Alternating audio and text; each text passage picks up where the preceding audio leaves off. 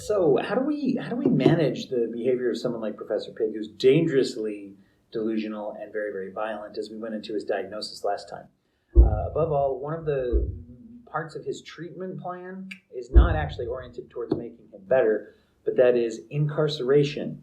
We need to limit his access to the public because he has shown that he becomes very violent and obviously murders, tortures, and enslaves large groups of people. So obviously we need to err also on the side of social control, as this is partially a correctional facility. That is part of his treatment, is not having access. Having limits to unhealthy and toxic methods of control. And the best way to do that is that we're going to try to institute a token economy system.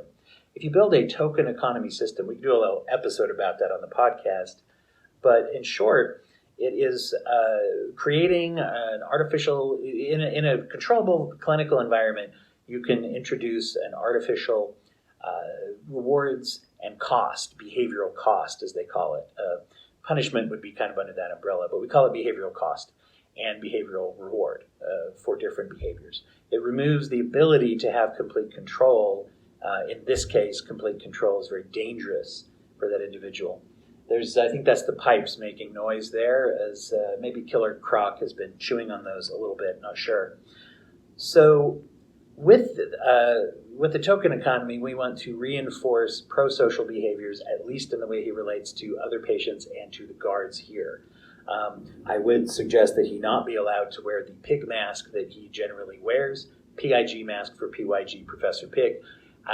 We got to get rid of that thing. That's it. And it would be even better if he's reinforced to not engage in pig paraphernalia or symbolism.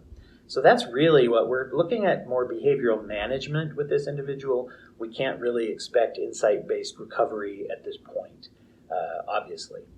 His medical evaluation for psychotropic meds, that's got to be with someone else. I think Dr. Crane is going to take care of that. He's our psychiatrist who will be doing those things. So this brings to a close our analysis of Professor Pig. Our next patient will be a surprise. To me as well, I got to pick one. But there's a lot on the roster. So for now, goodbye from Arkham, and everybody make sure to stay out of super villainy. There you go. Don't do that.